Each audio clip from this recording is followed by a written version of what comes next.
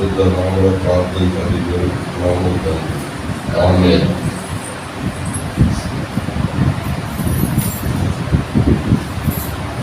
హల్లెలూయా హల్లెలూయా. దేవుడి ఉదయకాల సమయంలో కూడా ఇదే కూడి దేవుని నామమును సహాయం చేశాడు. ఈ సమయ వాక్యం సాయంత్రం కూడా దేవ సేవకులు భాషకి ఉంటున్నాను కాబట్టి దేవ సేవకులు ముందుకు వచ్చి వాక్యాన్ని మనకు అందించారు. కాబట్టి అందరూ కూడా చెప్పనుకుంటే దేవ సేవకుల నామాన్ని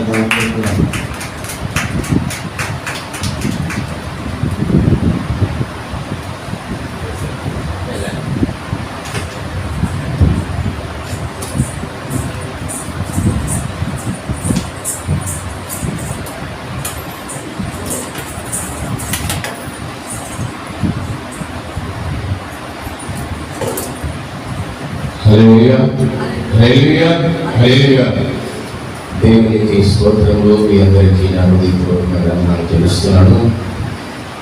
ఈ జూన్ మాసం 1వ తారీఖున దేవుని మందిరంలో మనం ఈ విధంగా కూడుకొని దేవుని ఆరాధించుట దేవుడు మనకి ఇచ్చిన ధన్యత. హల్లెలూయా హల్లెలూయా. పరిశుద్ధ గ్రంథములో నుంచి యెషయా గ్రంథము 44వ అధ్యాయము 3వ వచనము మనం చదువుకుందాము. నేను 44:3 నేను దొట్టుగల వారి మీద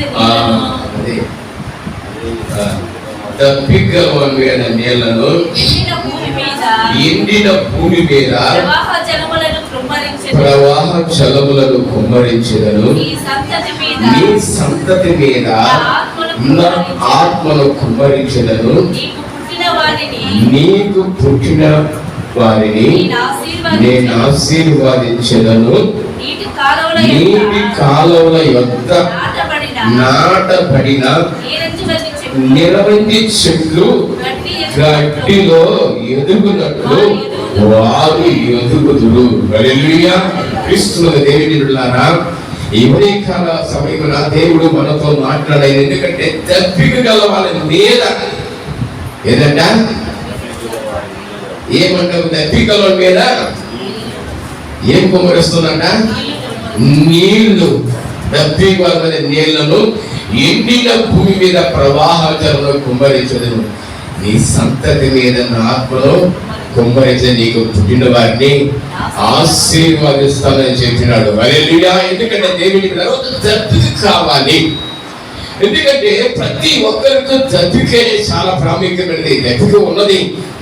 కానీ ఏదేమి మనం దప్పికైనప్పుడు ఉదాహరణ మనం ఏం చేస్తున్నామంట? శరీరంలో ఉన్నప్పుడు దప్పిక ఉన్నప్పుడు నీళ్లు త్రాగుతున్నాము. ఈ నీళ్లు త్రాగిన తర్వాత దప్పిక తీరుతున్నది.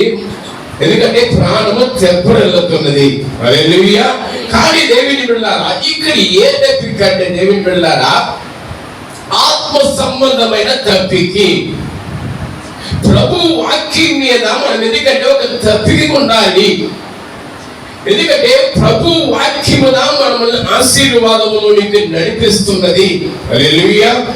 ఎందుకంటే ఈ వాక్యముకి దేవుని బిడ్డలారా వర్షం అనే పేరు, మనసు అనే పేరు పరిశుద్ధ గ్రంథము కూడా చదివిస్తుంది. మనం చూస్తున్నది ద్వితీయోపదేశ కాండము 32వ అధ్యాయము 2వ వచనం మాట చూడండి.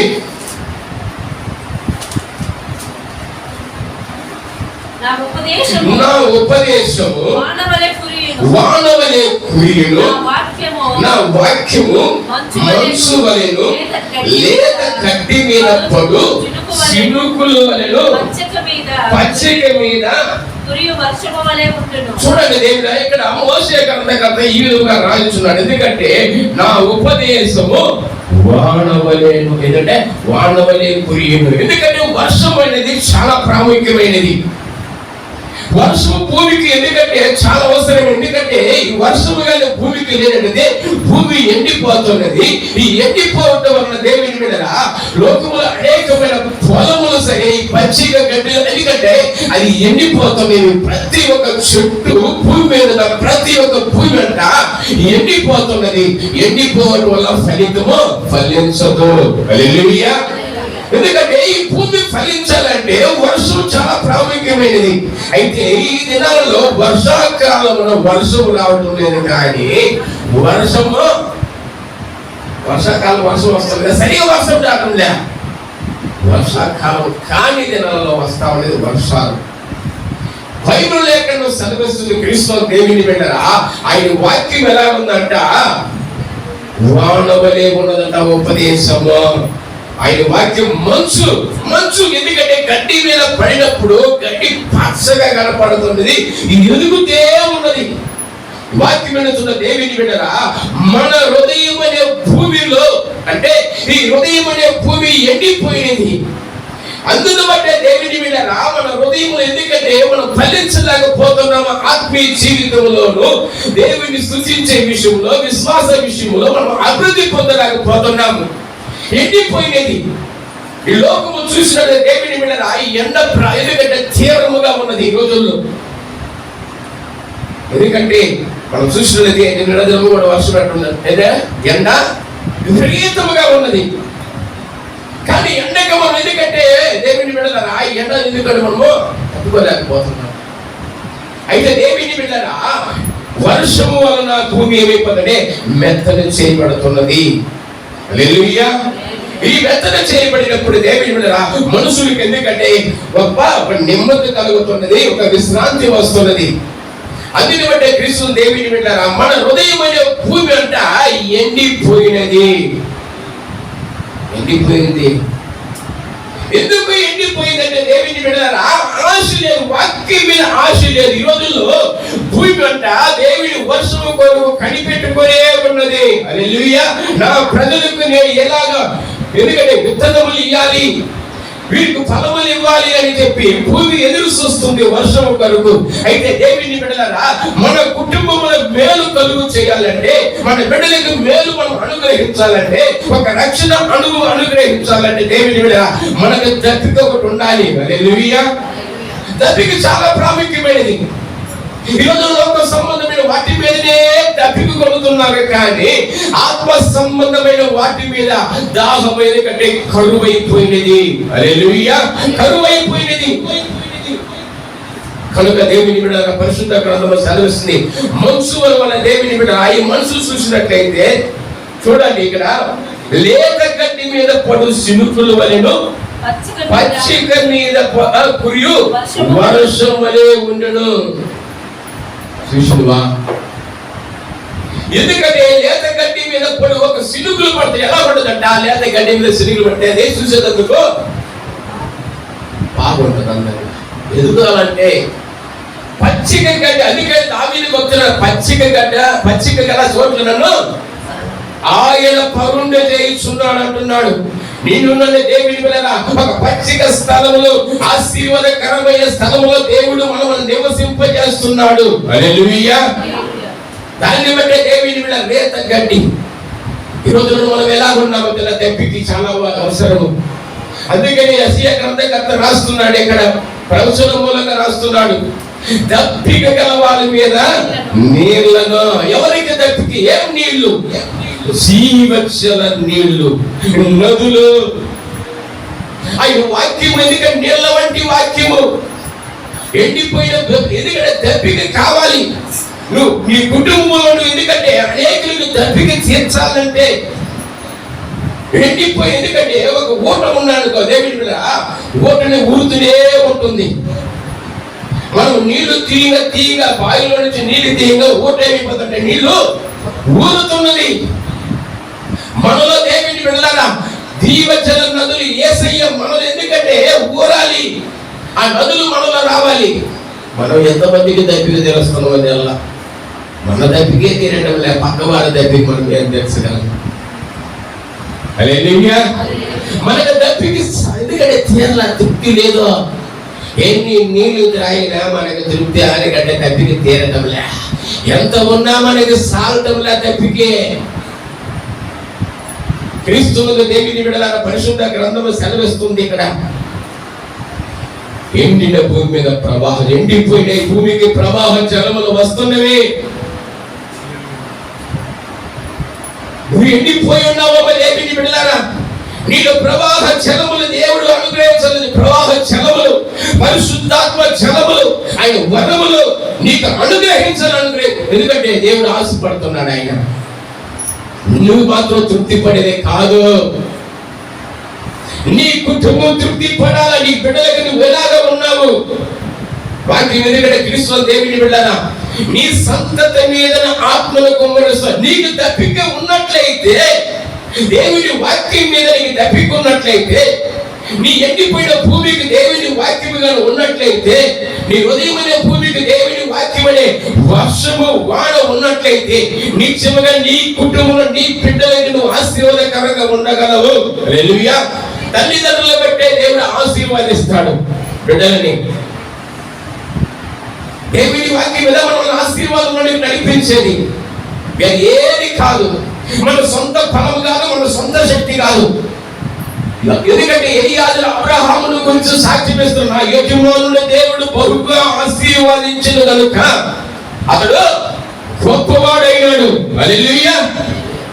మనకు గొప్పవాడు కావాలంటే సాక్ష్యం చాలా ప్రాముఖ్యమైనది. దప్పికి, ప్రార్థనలో దప్పికి, దేవుని సన్నిధిలో ప్రార్థించే విషయంలో దప్పిక ఉండాలి, ఆరాధించే దప్పిక కావాలి.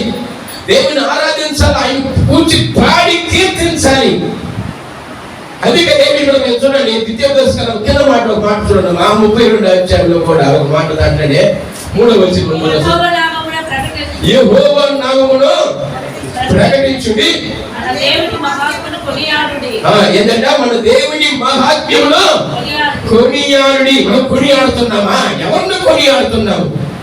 దేవుని మహాత్మ్యమును మనం కొనియాడుతున్నావా? ఆయన ఎందుకంటే బైబిల్ యెహోవా నామమును ప్రకటించదను. మనం ప్రకటిస్తున్నామా? ఎవరిని గురించి ప్రకటిస్తున్నాము? దేని గురించి ప్రకటిస్తున్నాము? పరిశుద్ధ గ్రంథము సెలవిస్తుంది, మనం మనమే ప్రకటించుకుంటున్నామా? ఒకవేళ మనుషుల గురించి మనం గొప్పగా ఎంచుతున్నామా? నన్ను గణపరుచు వారిని గణపరుచుదని చెప్పి పరిశుద్ధ గ్రంథము బోధిస్తుంది మనకు అందరికీ. మనం దేవుడిని మనం ప్రకటించాలి. నువ్వు ప్రకటించినప్పుడు నిన్ను గురించి ప్రకటించబడుతుంది. హల్లెలూయా. అబ్రహాముతో చెప్పినాడు, నీ నామమును నేను గొప్ప చేయను. మన పేరును గొప్ప చేసేవాడు ఆయన. మనం ఆయన్ను గొప్ప చేసినట్లయితే మనల్ని దేవుడు గొప్ప చేయగలడు. హల్లెలూయా. ఖచ్చితంగా చేస్తాడు. మనం ఎవరిని చేస్తున్నాము గొప్ప? ఎవరిని కొనియాడుతున్నాము? మహాత్మ్యుడు, దేవుని యొక్క మహాత్మ్యమును మనం కొనియాడేవారుగా ఉండాలి. హల్లెలూయా. ఈ రోజులో దేవుని బిడ్డల మనుషులకి ఎందుకు నిమ్మతి లేదు, నిమ్మతి కరువైపోయింది. ఎందుకంటే దేవుని మన సంతతి మీద దేవుడు ఆత్మను వర్షం కుమ్మరించాలి. హల్లెలూయా. ఎందుకంటే క్రీస్తు ఆత్మ వర్షము కురిపించబడినప్పుడు మన ఆత్మీయులుగా ఎదుగుతారు కానీ శరీరులుగా ఎదగరు. నువ్వు శరీరంలో ఉన్నా కానీ, ఎందుకంటే ఆత్మ ఎందుకు కుమ్మరింది? అందుకని క్రీస్తు దేవుడు అంత్యదినమున సర్వ శరీరుని ఆత్మలో కుమ్మరించదను. ఎందుకంటే నీ కుమారులు, నీ కుమార్తెలు ప్రవచిస్తారంట. యవనస్తులు దర్శనములు చూచెదరు, వృద్ధులు కళ్ళగనుందురు. హల్లెలూయా. ఈ వర్షం ఎందుకంటే దేవుని యొక్క మహాత్మ్యమును చూడాలి, ఆయన మహాకార్యములు చూచుటకు ఆయన ఈ విధంగా ఆత్మను కుమ్మరించున్నాడు. అయితే ఇలాంటి ఆత్మను కుమ్మరించబడిన వారు రాబోయే దినముల తరతరముల వరకు ఆశీర్వాదకరముగా ఉందురు. హల్లెలూయా. నీ సంతతి మీద నీకు ఒక దప్పిక ఉండాలి. నా సంతానం ఆశీర్వదించబడాలని ఆశ ఉన్నది కానీ దేవుని సన్నిధిలో ప్రార్థించుటకు సమయం లేకుండా పోతుంది. మనకి పిల్లల కోసం మనం ప్రయాసపడుతున్నాము, అన్ని కూర్చి పెడుతున్నాము, ఆస్తులు కూరుస్తున్నాము భూమిని. ఎందుకంటే అన్ని సమస్తం భూమిని కూర్చోబెడుతున్నాము. కానీ దేవుని బిడ్డలారా, దేవుని యొక్క ఆత్మను పిల్లలకు అనుగ్రహించడం మీకు ఆశ ఉందా? గమనించాలి దేవుని బిడ్డలారా, ఈ దప్పిక కావాలి. ఆ మాట అన్నాడు, దప్పిక కావాలి నేను ఎండిన భూమి మీద, ఆరవాత దాని సంతతి మీద ఆత్మను కుమ్మరిస్తాను. నీకు పుట్టిన వారిని ఆశీర్వదిస్తాను. నువ్వు దప్పికే లేకుండా వస్తే ఆశీర్వాదించే. నీ హృదయం ఎండిపోయిందే, ఎండిపోయిన భూమి అంటే నీ హృదయం అనే భూమి ఎండిపోయింది. ఎండిపోయిన ఒక భూమి ఫలించదు. నువ్వు ఎండిపోయిన భూమిని, ఎందుకంటే నువ్వు బాగా భూమిని దున్ని విత్తనం వేసి అట్లే ఎండిస్తే ఫలిస్తుందా? ఏం చేయాలట? నీళ్ళు లేకుండా ఫలించదు. నీవు ఫలించాలంటే నీకు నీళ్లు కావాలి. ఈ నీళ్లు కావాలంటే ప్రభు సన్నిధిలో తప్పికొని ఉండి ప్రార్థన. హల్లెలూయా. ప్రార్థన లేకుండా ఎవరు ఫలించలేరు, నెమ్మదిని కూడా చూడలేరు. ఏదో వచ్చిన పోయినమా, అది కాదు ఆత్మీయత. నా బిడ్డలను ఆశీర్వాదించాలి. ఏంటి పోయిన బిడ్డలను ఎంత ఆశీర్వాదిస్తుంది? ఎండిపోయిన భూమికి ఎట్లుండదో చాలా, అది దేనికి పనికిరాని వాడుతుంది. ఆ భూమిని తడిపినప్పుడు అది ఫలిస్తుంది. నీ హృదయమనే భూమి ఎందుకంటే మెత్తగా ఉన్నప్పుడు అది నూరంతలుగా ఫలిస్తుంది. హల్లెలూయా. త్రోవ పక్కల ఒక విత్తనం వేసిన త్రోవ పక్కల ముళ్ళ పొదల్లో ద్రాక్ష పొదల్లో, అయితే మంచి నేల మీద పడిన విత్తనమా నూరంతలుగా ఫలించింది. అది మెత్తగా ఉండే హృదయం స్థలములమా, మెత్తగా ఉండాలి భూమి. నీ హృదయం అనే భూమిలో వాక్యం ఎప్పుడు ఉంటున్నప్పుడు, వాక్యానికి ఎందుకంటే వర్షం అనే పేరు మనసు ఈ భూమిలో ఉండే కదా, ఎండిపోయింది. ఈ సంతతి మీద ఆత్మలు కుమ్మరిస్తానని చెప్పి, అయితే దావీదు తెలుసుకున్నాను. ఒక భక్తుడు ఒక భక్తులు చూద్దాం. సమూయేలు గ్రంథము, 2వ సమూయేలు గ్రంథము 7వ అధ్యాయము ఆఖరి వచనము. 2 సమూయేలు 7వ అధ్యాయము ఆఖరి వచనము. దయచేసి నీ దాసుడైన నా కుటుంబము నిత్యము నీ సన్నిధిని ఉన్నట్లుగా ఏదంట దానిని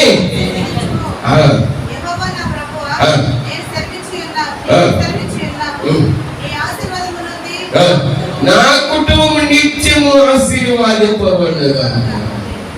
శిష్యువా, ఏం ప్రార్థిస్తున్నావు? సభక్తుడు దావీదు ముందు తప్పికి, అయ్యా దయచేసి నీ దాసుడు నా కుటుంబము నిత్యము నీ సన్నిధిని ఉన్నట్లుగా దానిని ఆశీర్వాదించి. ఎక్కడ ఉండాలి? లోకములనా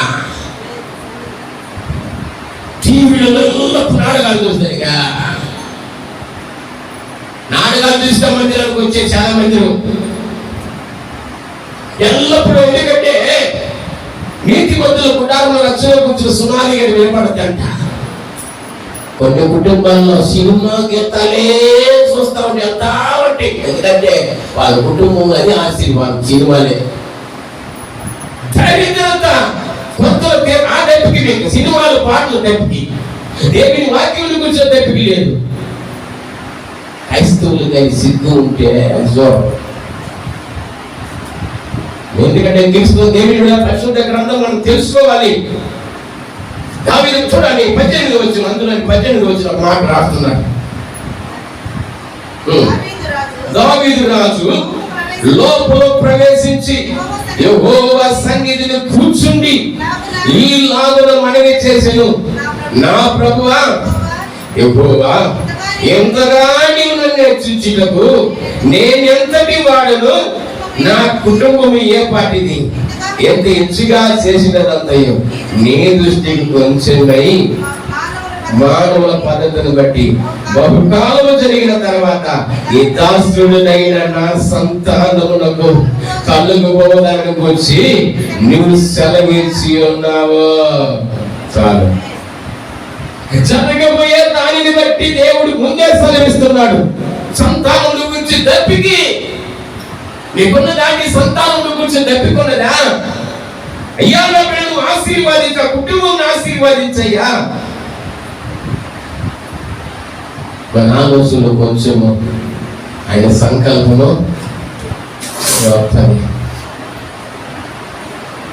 ఎంతగా హెచ్చించుటకు నేను ఎంతటి వాడయ్యా, నా కుటుంబం ఎంతదయ్యా. నేను ఎంతగా దేవుడు తీసుకొని వచ్చినే, గొప్పగా చేసినే, అది మన శక్తి కాదు, మన బలము కాదు, మన దయ కాదు, దేవుని దయ, దేవుని కృప. అందుకని దావీదు చెబుతున్నా, కుటుంబం ఎల్లప్పుడూ నీతోనే ఉండాలయ్యా, నీ సన్నిధిలో కనబడాలయ్యా. శిష్యువా, అది ప్రార్థన చేస్తున్నాడు. మనుషుల పద్ధతిని, మానవ పద్ధతులు బట్టి బహుకాలం జరిగిన తర్వాత ఈ దాసుడైన సంతానం నాకు కలుగుపోవడాన్ని గురించి సెలవిచ్చి ఉన్నావు. యెహోవా నా ప్రభువా, దావీదుని నేను ఇక నీతో ఏమి చెప్పుకొందును?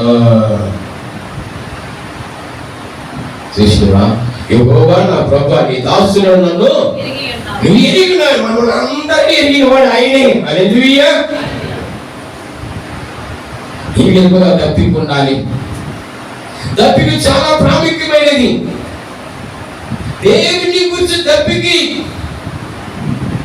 వాక్యం విషయమై తప్పికి, ఈ తప్పికి నీకు ఉన్నట్లయితే, నీకు ఆత్మ సంబంధమైన తప్పిక ఉన్నట్లయితే శరీర సంబంధమైన తప్పికలు దేవుడు నీకు తీరుస్తాడు. అందుకని అన్నాడు మొదట రాజ్యంలో నీతి నివేదికుడి, అప్పుడు అవన్నీ వస్తాడంట. ఆయన రాజ్యం వెళ్తేనేది నీతి నెత్తిగా అవి కావాలయ్యా, అవి కావాలయ్యా చెప్తుందా. చాలా కారిపోతుంది సీడి సంచులోకి. దప్పికి నీవు దప్పికున్నట్టు నీ సంతానం, నీ అందుకే అబ్రహాము దగ్గర నీ మూలముగా భూమి మీద ఉన్న సమస్త జనులను ఆశీర్వాదిస్తాను. కోలకు మనం ఆశీర్వాదకరంగా ఉండాలా. మనకు మనమే లేకుండా పోతే పక్క వాళ్ళకే వస్తాం. మనమే తడిసిపోవాలి. వర్షం లేకుండా ఏమిపోతే ఇంకోళ్ళకి మనం వర్షం ఇస్తామా? వాక్యమనే వర్షము. దేవుడి మహాత్ములు కొనియాడాలి. ఆయన వాక్యములు కొనియాడు, మనము కొనియాడుతుంది ఆయన. దేవుని వెళ్ళారా, ఆఖరి ఒక్క వచనం ముగిస్తా. యెషయా గ్రంథం 55:10. యెషయా గ్రంథం 55:10. వర్షమును హిమమును ఆకాశము నుండి వచ్చి అక్కడికి ఎలాగ మరలక భూమిని తడిపి విత్తువానికి విత్తనములు భుజించు వారికి ఆహారమును కలుగుటకై అది సిగిచ్చి బతికినట్టు చేయో, అలాగే నా నోటి నుండి వచ్చి వచనంలో ఉంటుందంటమ్మా. శిష్యువా, వర్షం వస్తుంది, ఏమో వస్తుంది, ఆకాశం నుంచి వస్తుంది. ఎందుక వచ్చేది అక్కడికి ఎలాగ మనక భూమిని తడిపి విత్తువానికి విత్తనం భూమిని తడిపేస్తుంది. ఆకాశం నుంచి వస్తుంది వర్షము, ప్రభు దగ్గర నుంచి వస్తుంది. వర్షాన్ని కురిపించేవాడు ఆయన, పైనుంచి వాక్కుని వినిపించేవాడు ఆయన, వాక్యం అందించేవాడు ఆయనే. మన నోటికి తోడుగా ఉండి మనం విత్తినప్పుడు విత్తనాలు వస్తున్నాయి. అన్నిటితో విత్తువాడు సంతోషంతో పంటను వస్తారు. మనం వేయించిన ప్రతి ప్రయత్నంలో పంటలు కోయాలంటే కన్నీటితో ప్రార్థన చేయి. దేవుడి నీ కోసం పంట ఎక్కువగా వింటాడు. ఆశీర్వాదాలు. హల్లెలూయా. ఈ కన్నీటికి ప్రతి ఒక్క కన్నీటి బొట్టుకి జవాబు ఉన్నది, ఆశీర్వాదములు ఉన్నాయి. మనకు దప్పిక ఉండాలా, దప్పిక ఉండాలి. ప్రార్థన దప్పికి, దేవుని సన్నిధికి వచ్చుటకు దప్పికి, ఆరాధించుటకు దప్పికి, దేవుని కొనియాడడానికి దప్పికి. ఈ దప్పిక మనం ఉన్నప్పుడు మన సంతానము ఆశీర్వాదించబడుతున్నది. హల్లెలూయా. భూమి మీద ఎత్తు స్వీకరించువాడైనా అబ్రహాము సంతానాన్ని దేవుడు ఎత్తు స్వీకరించును. ఈ రోజు అబ్రహాము చేసిన ప్రతి పరిచర్య తరతరము ప్రతి ఒక్కరు ఆయన కోసం అందరికి ఎత్తు స్వీకరించబడింది. ఈ రోజుల్లో మనం అందరూ దేవుడు ఆశీర్వాదించి అనేకులకు ఎత్తు స్వీకరించును గాక. దేవుడి బదులు దీతులు గాక. సమయం ఇచ్చిన దైవ సేవకుడికి హృదయపూర్వకంగా తెలుస్తున్నాం.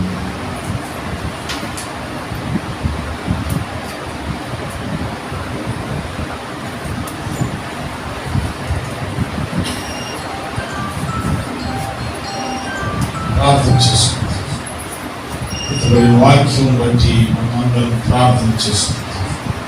దేవుడు తన దాసుని ద్వారా ఈ యొక్క జూన్ మాసం 1వ తారీఖు వాగ్దానం మనకు అనుగ్రహించి ఉండగా ఆ వాగ్దానం బట్టి మనం ప్రార్థన చేసుకుంటాం. మనం ఎండిపోయి ఉండుట దేవుడికి ఇష్టము కాదు.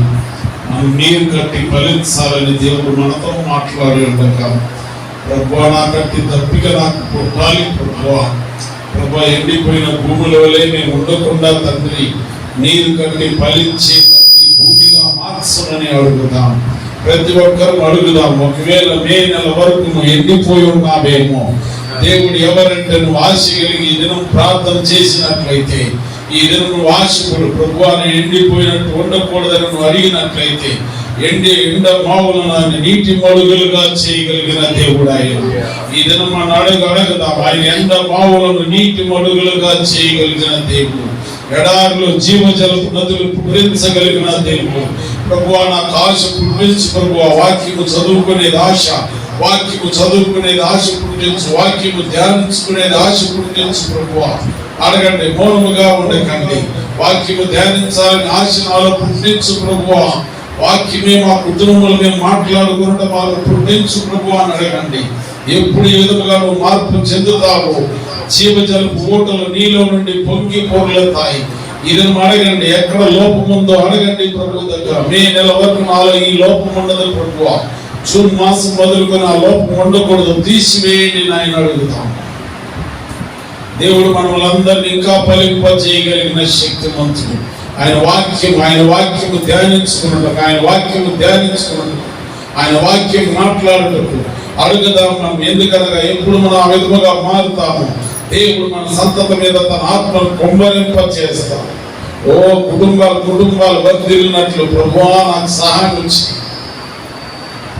ఈ మందిరముకు క్రమముగా వచ్చే దప్పిక నాకు పుట్టించున్నాయి ప్రభు. అనేక మందిని నడిపించే దప్పిక నాకు పుట్టించు, వాక్యానుసారంగా రూపాంతరము చెందే దప్పిక పుట్టించు ప్రభు. నన్ను బలపరచునైనా అని అడుగుదాం. ఈ మాసం దేవుడు నిన్ను బలపరచాలని మాట్లాడుతూ ఉంటున్నాడు. ఈ వాక్యం నిష్ఫలము కాకూడదు,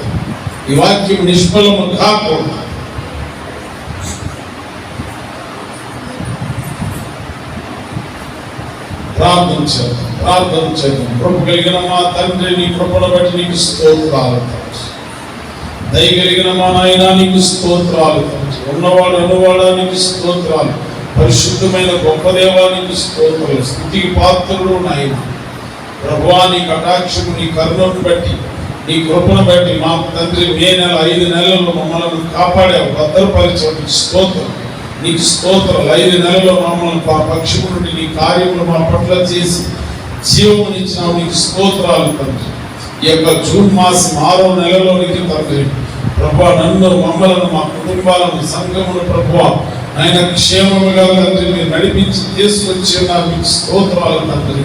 ఈ మొదటి తారీఖు ప్రాతః కాలంలో ప్రభువా ఈ మందిరంలో కూడి మేమందరం నేను స్తుతించున్నాం. ఇదిగో దైవ సేవకుల ద్వారా నీ వాక్యం విని ఉండగా తండ్రి ప్రభువా, నేను కానీ మా సంఘ బిడ్డలందరూ ఇంకా దప్పిక కొనేదానికి ప్రభువా ఆత్మలో దప్పిక మాకు పుట్టించది నాయన. దప్పిక నిన్న వారులారా నీళ్ళ ఎద్దుకు రమ్మన్నాం. మేము వాక్యం ఎద్దుకు వచ్చి మేమందరం వాక్యము చదువుకుంటూ, వాక్యానుసారముగా జీవిస్తూ, వాక్యములో బలపడుతూ, నెమ్మలు వేసుకుంటూ నీ కృపలో వర్ధిల్లే వాక్యం నీ బిడ్డలమైన మా అందరికి మీరు అనుగ్రహించండి తండ్రి. మునుపటి కంటే మా కుటుంబాలు దావీదు ప్రార్థన చేసినట్లు నిత్యము మా కుటుంబంలో, నీ మందిరంలో, నీ సేవలో ఉంటూ నీ కృపలో నిలబడి తండ్రి ప్రభువా దాన్ని నా విధముగా జీవించి నీకు మహిమార్థకరంగా ఉండునట్లు సహాయము దయించి శరీర బలహీనతలన్నీ దూరపరచండి ప్రభువా. శరీరానుసారమైన క్రియలన్నీ లయపరచండి. అందరూ ఆత్మానుసారముగా జీవిస్తూ ఆత్మలో బలం పొందుకొని అంతరంగంలో శక్తి పొందుకునే దానికి కృపనివ్వండి. ప్రతి భారము నజరేయుడైన యేసు క్రీస్తు నామములో తొలగిపోవును గాక తండ్రి. ప్రతి సాతాను క్రియలు అంధకార సంబంధమైనవి నజరేయుడైన యేసు క్రీస్తు నామములో తొలగిపోవును గాక. వీరికి వ్యతిరేకంగా రూపింపబడిన ఏ ఆయుధం వర్ధిల్లకుండా తొలగిపోవును గాక. నీ కృప ఆకాశము కంటే హెచ్చుగా ఉన్నది నాయన. నీ కృప నీ బిడ్డలు అనుభవించినట్లు నీ కృపను కుమ్మరించండి నాయన. నీ దయా సంకల్పములు నీ బిడ్డల పట్ల నెరవేర్చండి తండ్రి. శ్రేష్టమైన ఈవుడు తండ్రి, పరలోక సంబంధమైన ఆశీర్వాదాలు తండ్రి, భూలోకంలో శ్రేష్టమైన వనరులు నీ బిడ్డలకు మీరు అనుగ్రహించండి తండ్రి. నీ బిడ్డలు తేజ సంబంధమైన యుద్ధోపకరణాలు ధరించుకొని లోకములో జయం పొందుకునే దానికి నీ కృపను అనుగ్రహించి జయమును అనుగ్రహించండి తండ్రి.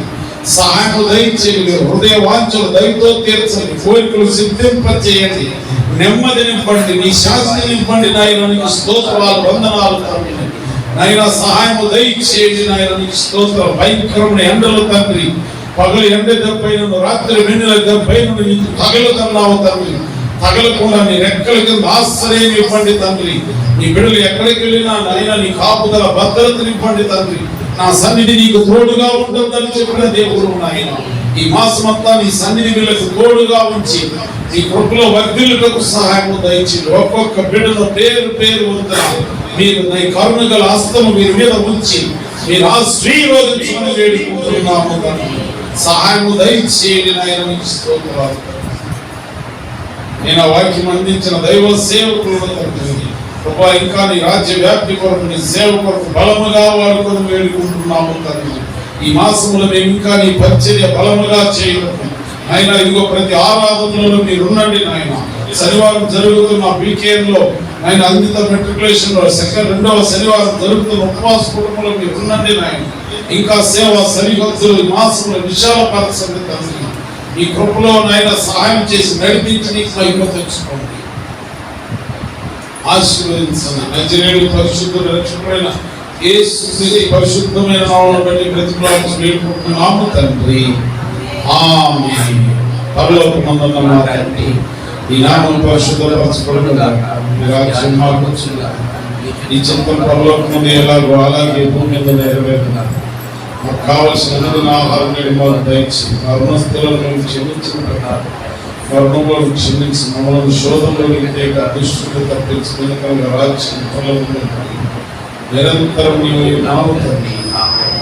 పరమ తండ్రి యొక్క దేవుని యొక్క ప్రేమ, మన ప్రభువును మన రక్షకుడు యేసుక్రీస్తు యొక్క కృప, పరిశుద్ధాత్మ అన్యోన్య సహవాసం సన్నిధి ఆశీర్వాదములు సదాకాలం కూడిన వారందరి మీదను, రాకుండా వెనుకబడిన బిడ్డల మీదను, వాక్యం అందించిన దైవ సేవకులైన యేసే బావుని దేవుని కృప ఆశీర్వాదములు ఎల్లప్పుడూ నడిపించుకుంటారు. అందరికి వందనాలమ్మా. రేపు ద్వారా టీ ఏర్పాటు చేయబడి తీసుకోండి. రేపు దినం మొదటి ఆదివారం నాడు మరి ప్రభురాత్రి భోజన బాగుంటుంది. సిద్ధపాటుతో ప్రేమతో రావాలని తెలియపరుస్తున్నాం. అదేవిధంగా మరి రెండవ శనివారం అనిత మెట్రికులేషన్లో మరి ప్రార్థన జరపబడుతున్న ఉపవాస కూడిక. దయచేసి మీరందరూ కలుసుకోండి. మీ బంధువుల రక్త సంబంధాలు తెలియపరచండి. దేవుడి నామమున గణపరుస్తున్నాం.